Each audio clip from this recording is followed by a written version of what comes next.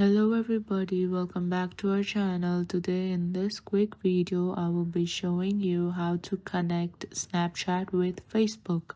Let's begin. For this, what you gotta do is open your Facebook, tap on your profile, then on the right hand side you will see a small three-dotted icon. Tap on it, then select edit.